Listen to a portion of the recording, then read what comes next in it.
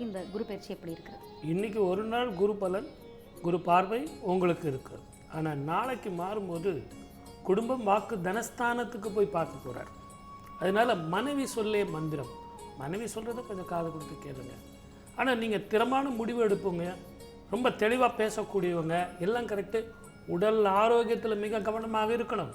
அதே மாதிரி பயணத்தில் மிக கவனமாக இருக்கணும். இதுவரைக்கும் நீங்கள் பலம்னு நினச்சிக்கிட்டு இருக்கவங்க பலவீனமாக இருப்பார்கள். அதே மாதிரி இதுவரைக்கும் உங்களுக்கு சாதகமாக இருந்தவர்கள் உங்களுக்கு இப்போ பாதகமாக இருப்பாங்க. இது வாழ்க்கையில் பாடம் படிக்கக்கூடிய ஒரு காலம்.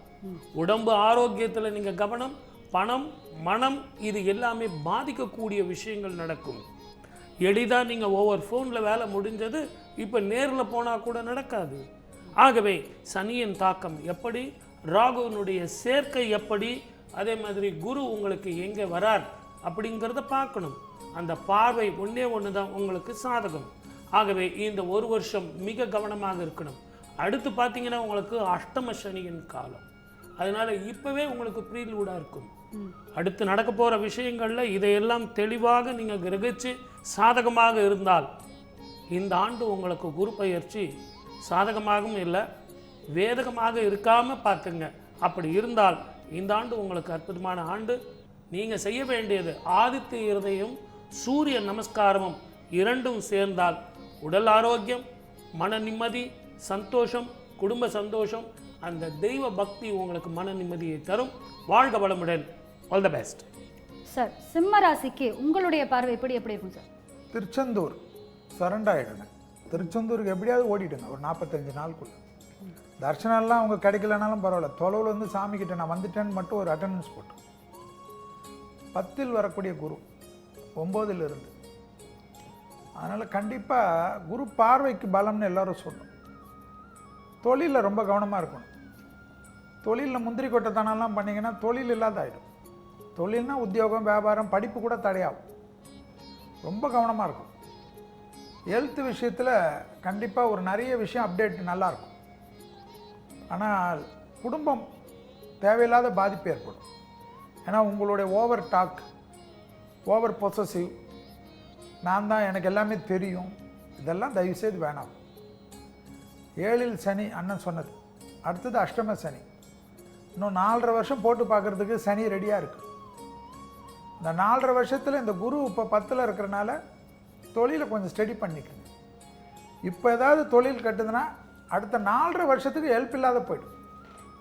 அதனால் தொழிலில் நோ ரோஷம், நோ சூடு, நோ சொரணை. பெற்றோர் பெரியோருக்கு அனுகூலம், ரத்த பந்த உறவுகளுக்கு அனுகூலம். வார்த்தையில் இதமாக பேசுனீங்கன்னா தப்பிச்சிப்பீங்க. தனம், குடும்பம், வாக்கெல்லாம் அனுகூலம் வரும். 24 வயது வரைக்கும் 2 பரியாயம் குரு இருக்கிற வரையுங்கெல்லாம் ரொம்ப நல்லா இருக்கக்கூடிய அமைப்பு. 2வது பரியாயம் முடிஞ்ச உடனே குருவில் இருக்கக்கூடியவங்க ரொம்ப கவனமாக இருக்கணும். அதாவது 24 வயதுக்கு மேலே இருக்கும். அதே போல் சின்ன பசங்க வண்டி வாகனத்தில் வித்தை காட்டக்கூடாது, வீலிங்கெல்லாம் காட்டக்கூடாது. காட்டினா உங்கள் வீலிங்கெல்லாம் வேறு இடத்துல தான் பார்க்கணும். அதனால் அதில் ரொம்ப ஜாக்கிரதையாக இருக்கும். எப்போயுமே பச்சை கலர் சண்முகர் படத்தை வச்சு ஒரு விளக்கு ஏற்றுறது ரொம்ப விசேஷம். ஆனால் குருவுக்கு வந்து கண்டிப்பாக திருமண அமைப்பு, மற்ற விஷயம்லாம் 2ஆம் இடத்தில் பார்க்கக்கூடிய குருவால் ஏற்படும். சனி 7ல் இருந்தாலும் குடும்பத்தில் அந்நியர் தலையீடு, பிறர் குடும்ப விஷயத்தில் உங்களுடைய தலையீடு கூடாது. தொழிலில் மட்டும் அவங்களே உங்களை வெளியில் போகணும்னு சொல்கிற அளவுக்கு மாற்றிக்காதீங்க, பார்த்துக்குங்க. இன்னொரு தொழில் கிடைச்ச பிறகு வேணும்னா இருக்கிறத விட்டுட்டு போகும். இந்த சமயத்தில் உங்கள் குடும்ப ஜோசியரை பார்த்து தனிப்பட்ட தொழில் தொடங்கணும்னா கேட்டுக்கு, இல்லைன்னா பெரிய இன்வெஸ்ட்மெண்ட் வச்சு மாட்டிக்காதீங்க. கொஞ்சம் அந்த விஷயத்தில் கவனமாக இருக்கும். சிம்ம ராசிக்காரர்களுக்கு இடமாற்றம், தொழில் மாற்றம் மிக கவனமாக பார்த்துக்கணும். நிச்சயமா சார். சிம்ம ராசிக்கு இவங்க 2 பேர் சொல்லி முடிச்சிட்டாங்க. அருண்குமார் சார், நீங்கள் எப்படி சொல்கிறீங்க? இந்த குரு பயிற்சி சிம்ம ராசிக்கு எப்படி இருக்க போகுது? தன்னுடைய வாழ்க்கை பாதையை தானே செதுக்கி வாழணும் அப்படின்னு நினச்சி துணிவோடு வாழ்ந்துட்டு இருக்கக்கூடிய சிம்ம ராசிக்காரர்களுக்கு கொஞ்சம் இந்த குரு பயிற்சி எல்லாத்துலேயும் நிதானத்தோடும், எச்சரிக்கையோடும், கவனத்தோடும் செயல்பட வேண்டிய குரு பயிற்சின்னே சொல்லுவேன். இதுவரைக்கும் 9ல் இருந்த குரு உங்களுடைய ராசிக்கு 10வது இடத்துக்கு வருது. 10ல் குரு வரும் பட்சத்தில் கண்டிப்பாக ஒரு பட்டத்தில் மாற்றம், பதவியில் மாற்றம், பேரில் மாற்றம், புகழில் மாற்றம் வரும். அப்படி வரக்கூடிய மாற்றம் நமக்கு ஒரு நல்ல மாற்றமாக இருக்கணும் அப்படின்னு மட்டும்தான் நீங்கள் மனதார கடவுளை பிரார்த்தனை பண்ணிக்கணும். ஏன்னா இதுவரைக்கும் இருந்து வந்த 9ல் இருந்த குரு 10ல் வரும்பொழுது வேலையில் தேவையில்லாத அழுத்தங்களை இந்த காலகட்டம் உங்களுக்கு ஏற்படுத்தும். பல பேருக்கு ரொம்ப நாளாக எதிர்பார்த்த டிரான்ஸ்ஃபர் கண்டிப்பாக வரும். அதே மாதிரி பணம் சம்பந்தமான விஷயங்களில் சிம்மராசிக்காரர்கள் 1க்கு 4 முறை கொஞ்சம் எல்லாத்துலேயும் யோசித்து நிதானத்தோடு செயல்படுறது ரொம்பவே நல்லது. குறிப்பாக இந்த 12 ராசிகளில் மிக முக்கியமாக கவனத்தோடு இருக்கக்கூடியது சிம்ம ராசி. எதுக்காகன்னா ராசிக்கு 7வது இடத்துல சனியும் 8ல் ராகுவும் 2ல் கேது. அப்போ கோச்சாரப்படியும் சர்ப்பதோஷம், குடும்ப வாழ்க்கையிலையும் சனி. அப்போ எதா எடுத்தாலுமே ஏதாவது ஒரு சூழ்நிலையில் ஒரு கஷ்டம், மன உளைச்சலே கொடுத்துக்கிட்டே இருக்குது. குறிப்பாக பர்சனல் லைஃப்பில் கொஞ்சம் விட்டு கொடுத்து போகணும். அதுலேயும் இந்த ஒரு 6 மாத காலத்துக்கு புதிய நண்பர்கள், புதிய பழக்க வழக்கம், புதிய சேர்க்கை எல்லாம் கொஞ்சம் ரொம்பவே கவனமாக இருங்க.